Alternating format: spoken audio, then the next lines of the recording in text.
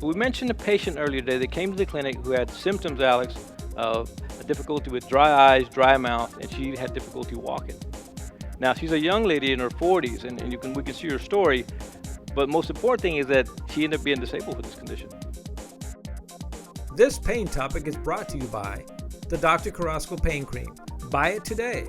Call 210-614-4825 or online at carrascopaininstitute.com. I'm Dr. Carrasco. Dr. Alex DeJesus. Alex, good seeing you again. Listen, Good to be here on the show. Let's talk about some stuff that are related to medicine. You know, kind of what we saw in the clinic this week. I mean, I want to talk real frank about things that help patients who have pain and discomfort, because when they're at home, they don't know what they have, what's causing it, how to diagnose it, and how to treat it.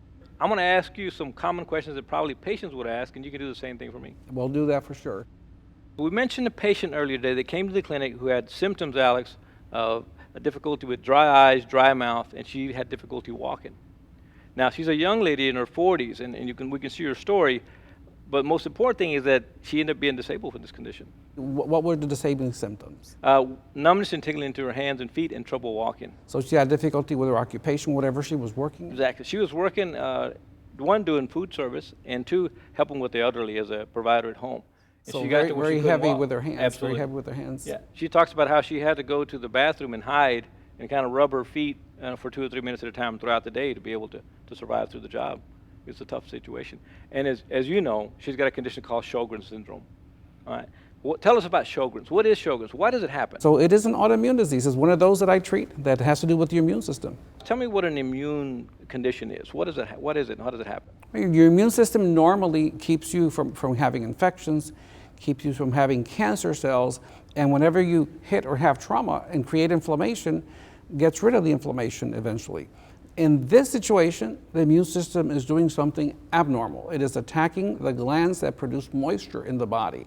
The ones that produce moisture in the eyes, the ones that produce moisture in the mouth, but also the ones that produce moisture in the skin, the ones that produce moisture inside the trachobronchial tree that you use to breathe, the ones that produce moisture in the female genital system, and the ones that produce moisture in your colon and in your bowel system. All those glands are not working and not secreting right, but it is an immune problem that's not letting them do that. Will affect the nerves because the immune reaction will affect the small blood vessels that feed the nerves. The very, very small, little, tiny capillaries, they are being also affected by this autoimmune disease. And of course, this patient probably didn't complain too much of dry eyes and dry mouth, so you can kind of live with that. And not until she got that nerve problem did she come to seek medical help. That's exactly right. I mean, you're brilliant. That's exactly what happened. She never really said much about that until she had trouble walking.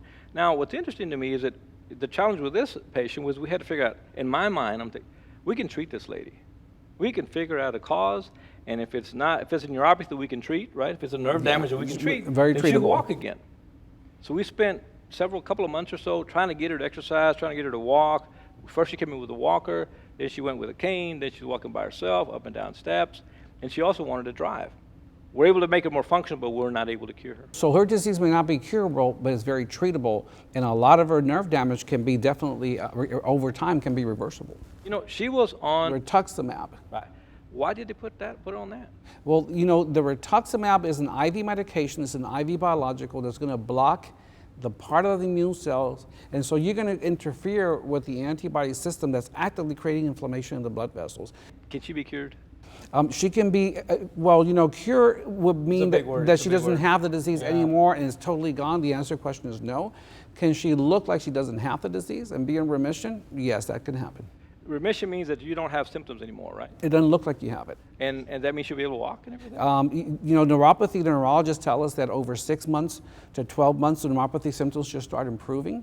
Cool. And they may improve enough that she feels active and she can do her old job. They may improve enough that she has to do a little bit of a different job, but we would expect her to improve significantly. You know, she's improved. She's always the nicest lady in the world, and she's got better and she drove. She was able to drive it. She's able to drive again? That is wonderful. This pain topic is brought to you by the Dr. Carrasco Pain Cream. Buy it today.